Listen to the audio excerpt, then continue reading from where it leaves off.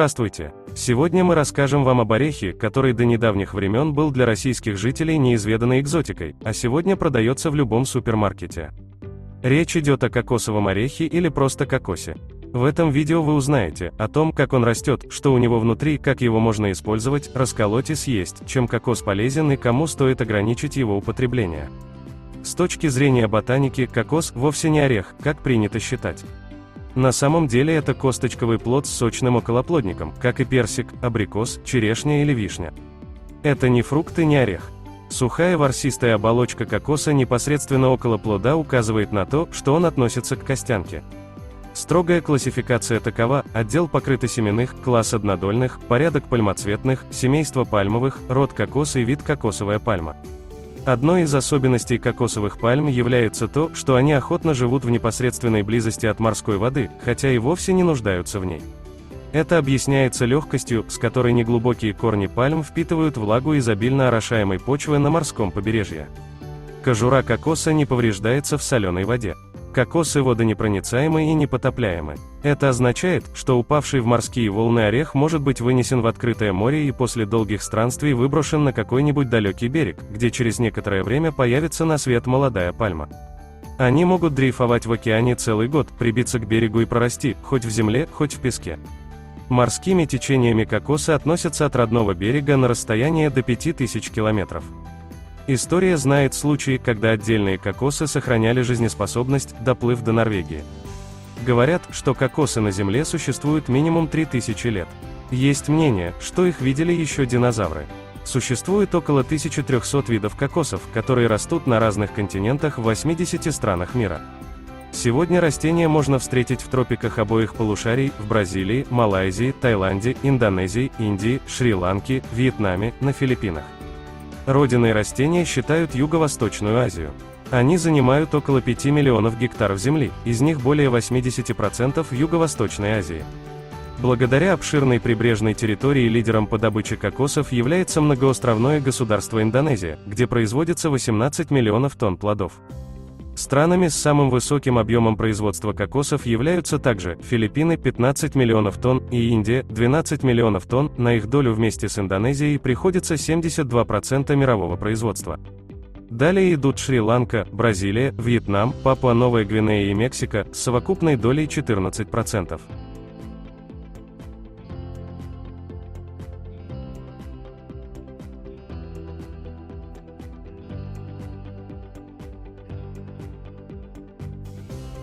Научное обоснование названия говорит о том, что оно произошло от португальского слова «коко» – обезьяна. 3 глазка кокоса вызывают ассоциации с обезьяньей мордочкой. О преимуществах кокосовых орехов для здоровья знали еще жители Древней Индии. Они использовали растения как антибактериальное, противовирусное, противогрибковое и иммуноукрепляющие средства. Миссионеры называли кокосовую пальму «деревом лентяев», считая, что она развращает местное население, делая его бездеятельным потребителем, тогда как каждый должен трудиться и зарабатывать свое пропитание. А кокосовые пальмы не нужно ни поливать, ни обрабатывать или еще что-то. Они просто растут и плодоносят. Получается райская жизнь: подобрал кокос, расколол, напился и наелся. Возникает вопрос, почему все пальмы так странно выглядят. Непонятная чешуйчатая кора, стройный ствол, а все листья будто растут из одной точки. Оказывается, пальмы – это не простые растения и никакие не деревья. Они не имеют коры и годовых колец, у их древесины имеется волокнистая структура. Все пальмы принадлежат к классу однодольных. К нему также причисляют такие растения, как пшеница, алоэ, бамбук и имбирь. Нужно сказать, что все однодольные растения не имеют камбиального слоя, который позволяет растениям расти в ширину. А это значит, что все однодольные – это травы. Получается, что пальма по своей сути трава. Но ведь травы маленькие, а пальма большая. Как же так? Все дело в том, что пальма имеет одну большую почку, из которой вырастают все листья.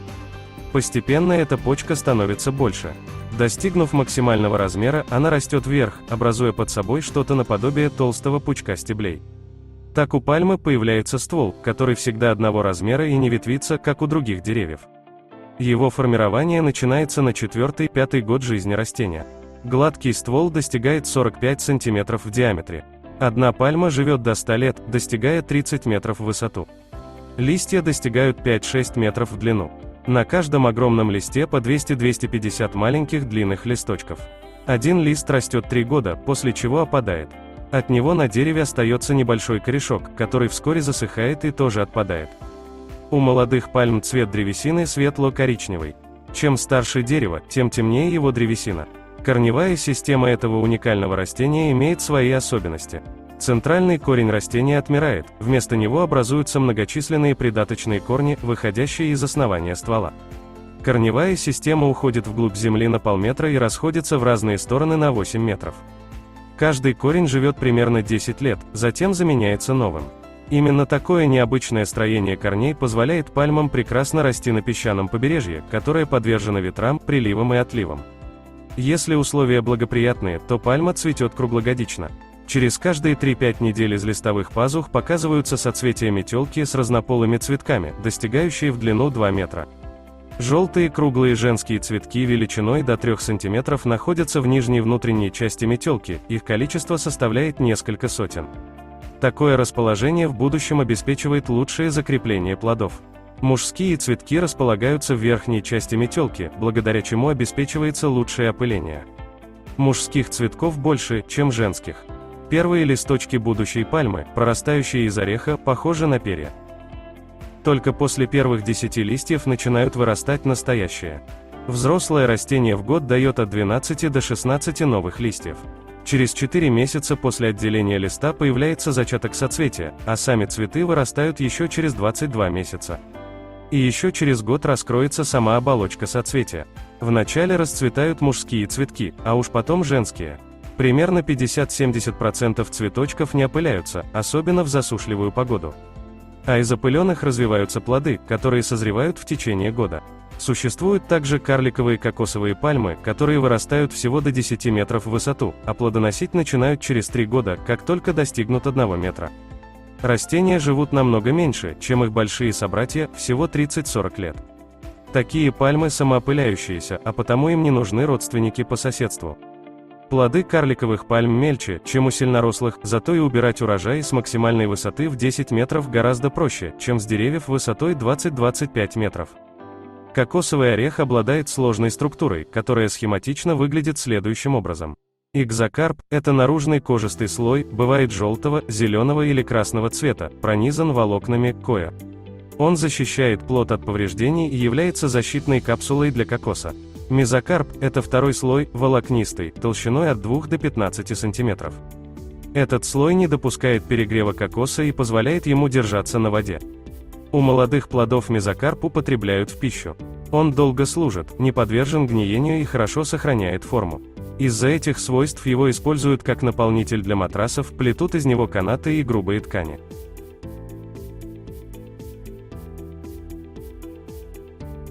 Эндокарп – это внутренняя оболочка. Это очень твердая скорлупа с 3 порами, которые ведут к 3 семяпочкам, в семя развивается лишь одна из них.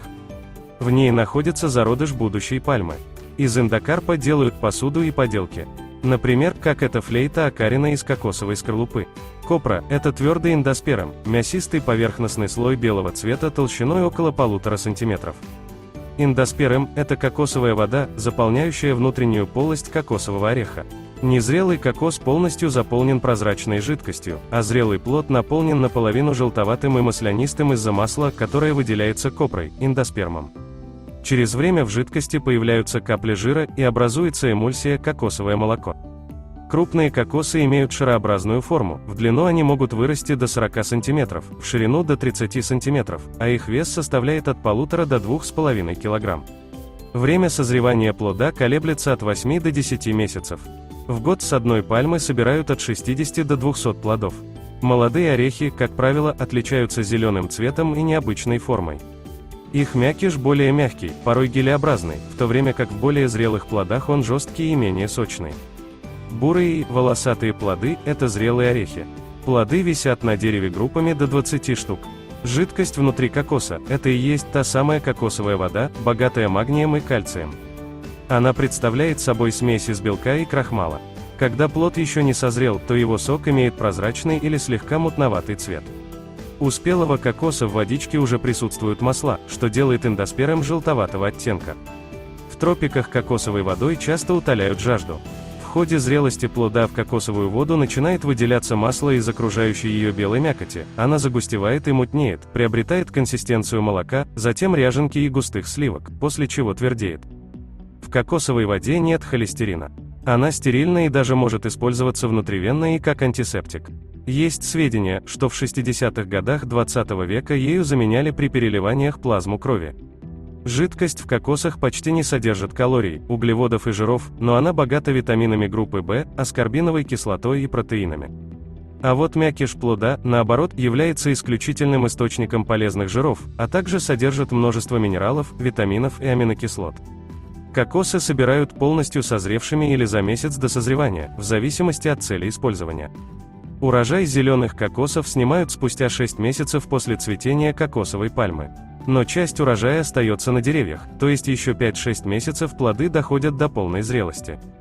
К моменту снятия такие кокосы становятся коричневыми. Их сок отличается терпким вкусом, напоминающим квас. Стоимость перезревших экземпляров намного ниже, чем зеленых плодов. При выборе плодов нужно всегда учитывать данный момент.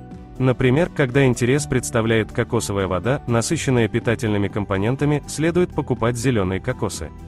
Если же для кулинарных либо иных целей нужна мякоть тропического фрукта, тогда больше подойдет орех с темно-бурой окраской кожуры. Сбор урожая производится круглый год с периодичностью в 2 месяца. В это время нужно быть особенно осторожным, так как, падая с большой высоты, кокосы приобретают страшную разрушительную силу. Опытный сборщик может собирать до 1500 орехов в день, для этого ему нужно мастерски владеть длинным шестом с ножом на конце. Менее продуктивен способ сбора с лазанием по пальмам на высоту 20 метров. Каких только способов не придумано для снятия плодов. Вот посмотрите.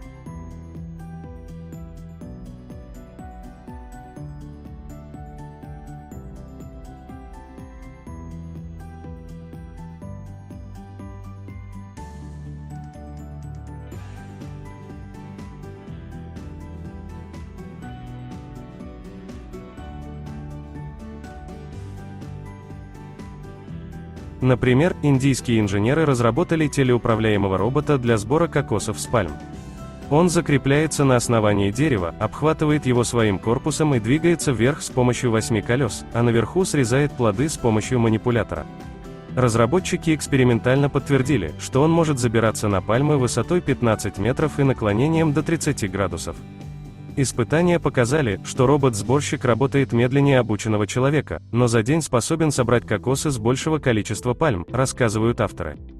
Так, за 8-часовой рабочий день оператора, робот может залезть на дерево 22 раза, тогда как сборщики, по утверждению авторов, в среднем успевают сделать это только 15 раз за день, в основном из-за усталости. Но дальше всех пошли в Малайзии и Таиланде, где для сбора урожая используют специально обученных обезьян.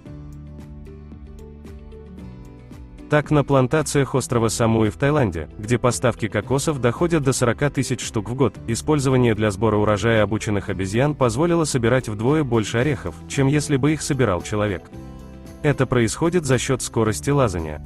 Сбор кокосов обезьянами стал аттракционом для туристов, что дает дополнительную прибыль плантациям. Одна обезьяна способна собирать около 1600 кокосов в день, в то время как человек сможет собрать лишь 80 кокосов в день, при этом изрядно утруждаясь. За 10 минут весь кузов пикапа заполняется кокосовыми орехами. В Таиланде существуют даже специальные школы, где обезьян обучают собирать исключительно спелые кокосы.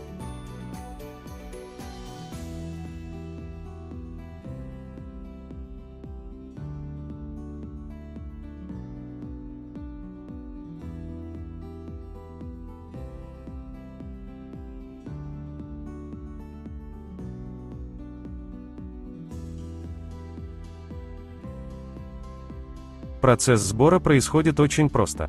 Обезьяна находится на длинном поводке у хозяина. Затем она залезает на пальму и крутит спелые кокосы.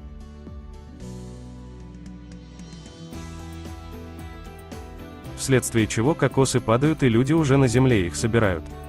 Таким образом, весь кокосовый бизнес в Юго-Восточной Азии развит и лидирует по производству кокосов в мире, исключительно благодаря обезьянам. Проворные и искусные альпинисты, они наслаждаются лазанием по пальмам, не боятся высоты и не просят повышения зарплаты, а просто трудятся изо дня в день. Помимо этого, им не надо оформлять страховку от несчастных случаев на рабочем месте.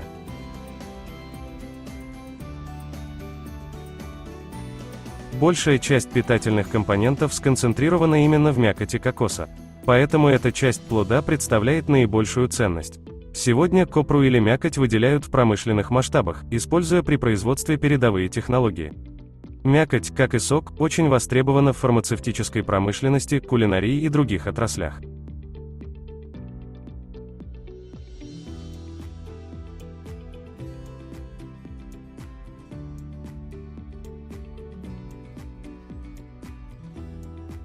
В кулинарии чаще всего используют кокосовое молоко, сливки, стружку, муку, масло и сахар. Используют кокосы во фруктовых салатах, десертах, пирогах, супах и иногда в основных блюдах.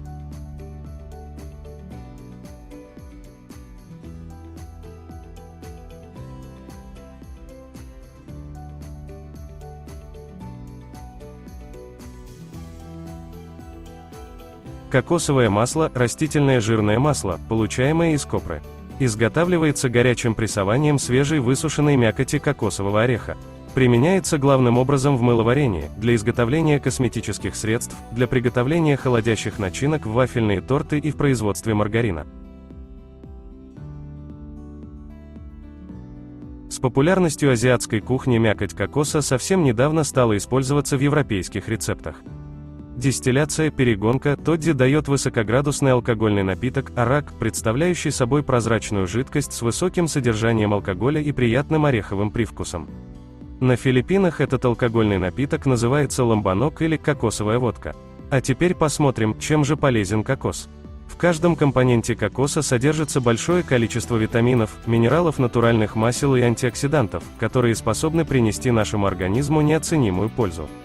К примеру, мякоть ореха, содержащая клетчатку, улучшает зрение, укрепляет иммунитет и препятствует возникновению сердечно-сосудистых заболеваний. Кокосовое молоко, богатое белками, положительно влияет на общее состояние организма, нормализует кровообращение и повышает концентрацию внимания. Оно хорошо усваивается организмом, восстанавливает его силы, а также нормализует водный баланс и уменьшает уровень сахара в крови. Поэтому его обязательно следует употреблять людям, ведущим активный образ жизни, а также тем, кому диагностирован сахарный диабет. Полезно молоко и для нашей кожи. Она повышает ее тонус и делает упругой. Масло, получаемое из кокоса, также имеет целебные свойства. В нем содержится лауриновая кислота, которая убивает различные бактерии, грибы и вирусы. К тому же кокосовое масло легко переваривается и не дает нагрузку на печень. Оно очень полезно для желудка и кишечника. На этом все. Если вам понравилось это видео, ставьте лайки и подписывайтесь на канал. До новых встреч!